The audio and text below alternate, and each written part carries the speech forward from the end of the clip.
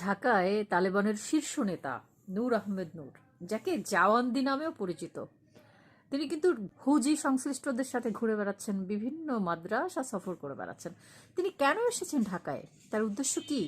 এবং সরকার জানে না, পররাষ্ট্র মন্ত্রণালয় জানে না, সরকারের তরফ থেকে কোনো ধরনের পারমিশন নাই।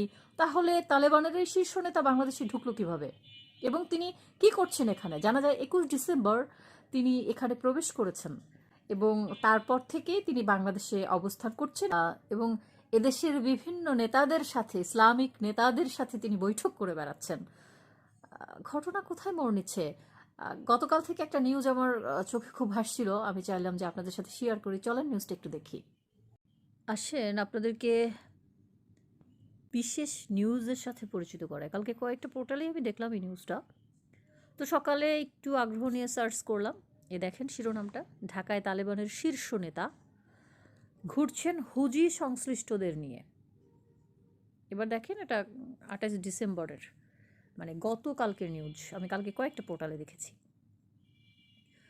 আফগানিস্তানে তালেবানের শীর্ষস্থানীয় নেতা মোল্লা নূর আহমদ নূর ঢাকায়। দেশটির পররাষ্ট্র মন্ত্রণালয় ফার্স্ট পলিটিক্যাল ডিভিশনের এই মহাপরিচালক মোল্লা জাওয়ান্দি নামে পরিচিত।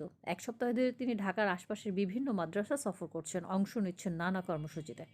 পুলিশের counter terrorism and transnational crime CTTC unit সহ বিভিন্ন গোয়েন্দা সংস্থার কর্মকর্তারা জানিয়েছেন, মোল্লা জাওয়ান্দির সফর সম্পর্কে তাদের আনুষ্ঠানিকভাবে জানানো হয়নি, তবে জাওয়ান্দির কার্যক্রমের ওপর সার্বক্ষণিক নজর রাখছেন তারা।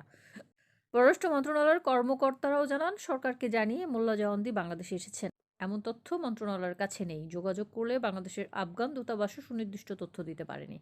তালেবান সরকারের এশিয়া বিষয়ক নীতি নির্ধারণে মোল্লা জাওয়ান্দিকে সবচেয়ে গুরুত্বপূর্ণ ব্যক্তি বলে মনে করা হয়। সূত্রের দাবি, বাংলাদেশে বিশেষ সফরে তিনি খেলাফত মজলিসের আমির মাওলানা মামুনুল হক সহ ঢাকার কয়েকজন রাজনীতিক ও শিক্ষাবিদের সঙ্গে বৈঠক করেছেন। তাদের ঘিরে নিষিদ্ধ ঘোষিত হরকাতুল জিহাদের সন্দেহভাজন একাধিক শীর্ষ নেতাকেও দেখা গেছে। গত 12 ডিসেম্বর রাজধানীতে ইনকিলাব মঞ্চের মুখপাত্র শরীফ ওসমান হাদিকে গুলি করে সন্ত্রাসীরা। 18 ডিসেম্বর সিঙ্গাপুরের হাসপাতালে হাদুর মৃত্যু হয়। এই হত্যাকাণ্ড ঘিরে আন্দোলনমুখর দেশ নাজুক আইনশৃঙ্খলা পরিস্থিতির মধ্যে মোল্লা জাওয়ান্দির সফর নিয়ে নিরাপত্তা ঝুঁকির কথা জানিয়েছেন বিশ্লেষক ও কূটনীতিকরা। মোল্লা জাওয়ান্দির বিষয়ে পররাষ্ট্র উপদেষ্টা মোহাম্মদ তৌহিদ হোসেন, পররাষ্ট্র সচিব আসাদ আলম সিয়াম ও পররাষ্ট্র মন্ত্রণালয়ের মুখপাত্র এস মাহবুবুল আলমকে একাধিকবার কল দিলেও তারা সাড়া দেননি। তবে পররাষ্ট্র উপদেষ্টা দপ্তরের এক জ্যেষ্ঠ কর্মকর্তা স্ট্রিমকে জানিয়েছেন, আফগানিস্তান থেকে কারো সফর সম্পর্কে তাদের কাছে কোনো তথ্য নেই।